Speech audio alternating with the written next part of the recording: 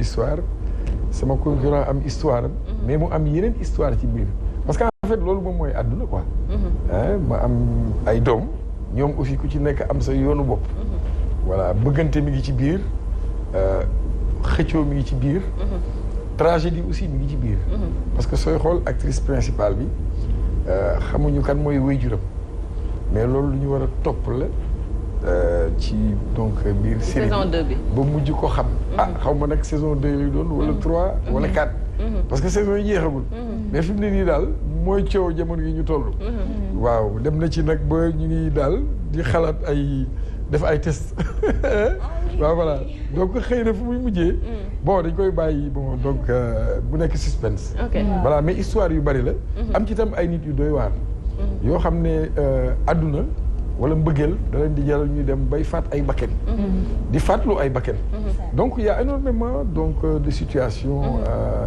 très très très très beaucoup de thèmes ci biir ambigu voilà ambiguë bi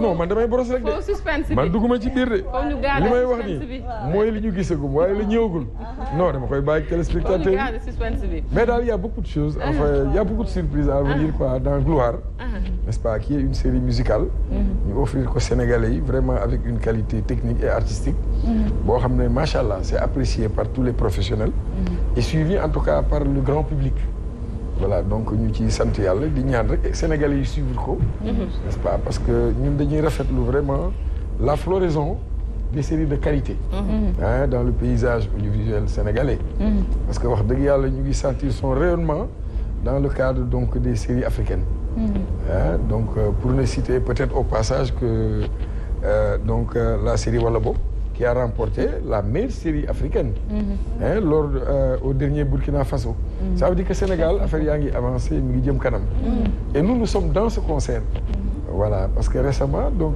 quand je regarde Mignonne elle me fait penser à Valeur ah oui qui est aussi une série de très grande valeur machallah parce que bu ñu demee Sénégal bay tourner di dem ba Dubaï dafa def ay séquences jaar Côte d'Ivoire donc il faut dire bravo à Valeur idole moom kenn waxatu ko mais tonton Sène am nga série yooyu daw fi nag voilà boo jaaree Marodi mais macha allah série yooyu daw fi nag moo tax ñu dem ñu ñëw teg Valeur foofu série yooyu télé yu métti yi lay daw xam nga voilà merci moo tax ñu ñëw teg Valeur te nekk ci nag en partenariat avec la Sen TV Valeur ñee la nous sommes très fiers Gloire oui Gloire voilà dans la télévision du peuple la Sen TV la chaîne leader voilà dans la chaîne leader c'est aussi la télévision du peuple voilà parce que tout le monde suit Sen TV n'est-ce pas avec beaucoup d'attention et puis même man particulièrement seen émission yëpp dama koy suivre voilà bokk naa ci ñeneen fan man dama naan émission bi moo gën a rafet ci émission yi parce que macha allah ay xale yu rafet ci nekk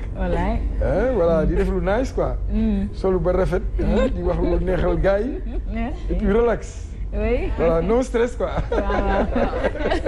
alors aujourd'hui da ngeen di lancer deuxième saison bi au Grand Théâtre est-ce que mën ngeen ñëw peut-être ci wala lancer un peu les couleurs de ce qui va se passer ak kañ lay doon exactement. Charlène. oui. oui peut-être alors ce sera ce samedi.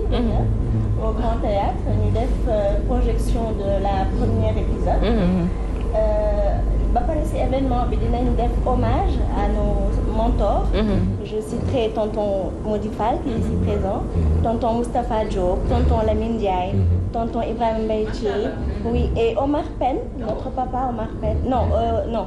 Thione Seck à titre posthume. oui. voilà. et Moussa Ngom. ndeysaan ñu rendre leen hommage. voilà à titre posthume. pour être ancien près de très grands chanteurs alors que la série parle de musique aussi. En tout cas daal dans l'ensemble dañoo wàcc Hollywood lañ leen andil à Dakar. merci c'est dit dans la carte Hollywood à Dakar. ñu def tapis rouge. def saa di invité leen nag ngeen ñëw wóolu nañ la. ngeen def ba mu baax ñu ñëw passer d'excellents moments ensemble inchallah. di ngeen fa projeté épisode 0 bi. oui mais Charlène yow ban rôle nga fay jouer. Alors moi dans la série je suis la cousine de Kia. C'est l'actrice principale. ma nekk cousine am ñu yar ma ci kër gi dañ ma joxe ci kër gi. alors ñu am ay jaar yu bari comme on est entre sœurs par man ak moom. moom nag temps yi dafa metti. dafay dund nee na adolescence dafa bëgg maturité. nee na ay décisions voilà. damay wax ba sonn du ma déglu dafa bëgg jël yoonam et kër gi mi ngi jaxasoo genre mi ngi tàng daal suñu kër mi ngi tàng et il y a plein de surprises parce que après d'après la première saison di ngeen gis les suites il y a des secrets qu'on découvre li taxoon plein de trucs qui se sont passés dans la vie ancienne de nos parents ñu koy découvrir nag affaire yi di bouleverser il faut ngeen fekkee ci ko affaire waaw lu ma leen mën a wax daal muy film bu bari secret la épisode bu nekk ak ay secret te xam nga secret mooy surprise donc daal ànd leen ak ñun ngeen topp ko rek mais pour tout vous dire ñëw leen ci Hollywood à Dakar ci Hollywood en tapis rouge et puis une cérémonie prestige parce que cérémonie bu ñu tuddee ñaari chef d'état chef d'état bu Gambie ak bu Sénégal parce que quand même la manifestation elle est faite sous l'égide donc de l'amitié Sénégal et Gambie donc waa Gambie dinañ fa teew waa Sénégal teew fa kon nag yéen waa Ndakaaru bu leen ko kenn yóbbugul donc loolu la ñuy ñaan vraiment nous invitons la jeunesse sénégalaise les belles dames les grandes dames les divas comme vous mais ngeen soli ba jekk ñëw jaagar et puis couplé Inch'Allah Aïcha je pense que gis wax nañu pratiquement les grands traits de ce qui va se passer Jeanne le 29 janvier fële ca Grand Théâtre Inch'Allah dinañu ñëwaat ci yéen léegi pour ubbi laaj yi xëy nañu ci plateau bi yëpp laaj mais laata loolu mën nañu dem ci Mëgëy bëgg naa nag balaa ñuy waxtaan ak Mëgëy ñu seetaan intro bi nga xamante ni def nañu ko ci moom xooli réellement kan mooy doomu Tëngéej.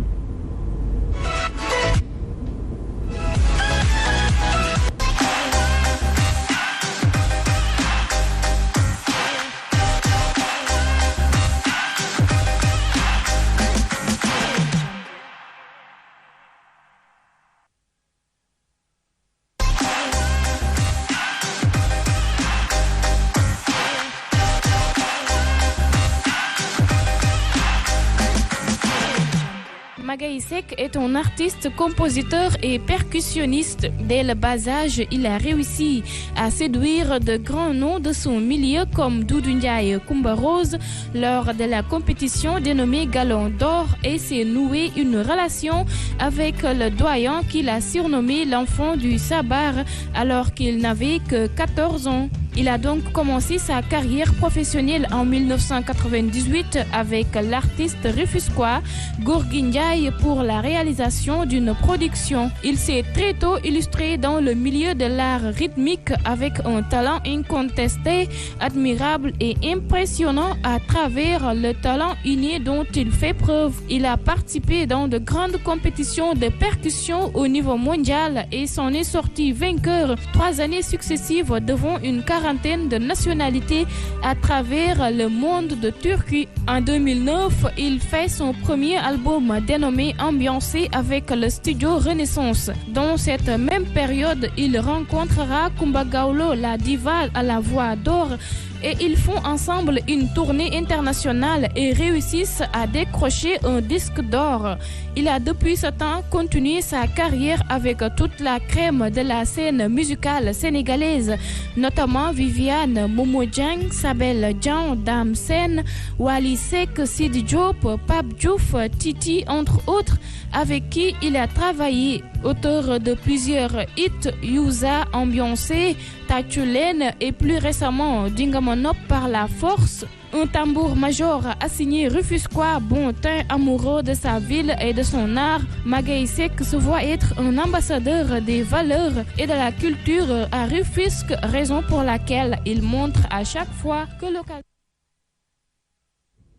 Magaye, xam ni présentation bi résumé na lépp de. waaw wax na lépp. xam nga ay waxi kese moom. waaw lekkete kese naxu li bëy. dañu nekk foo xamante ne faaw ngay wax di ci boole image.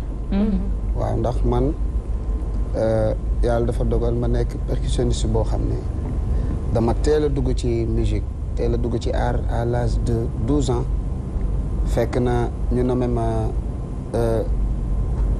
l'enfant du Sabar ak Doudou Ndiaye Coumba Rose. ma yàgg ak moom yàgg ak famille. À l'âge de 12 ans. À l'âge de 12 ans donc loolu yàgg na. donc depuis boobu nag maa ngi nekk ci mbir mi comme niñ ci war a nekkee di ko jéem a rafetal di ko jéem a wane tamit à travers le monde entier parce que représenté nañ ay pays yu bari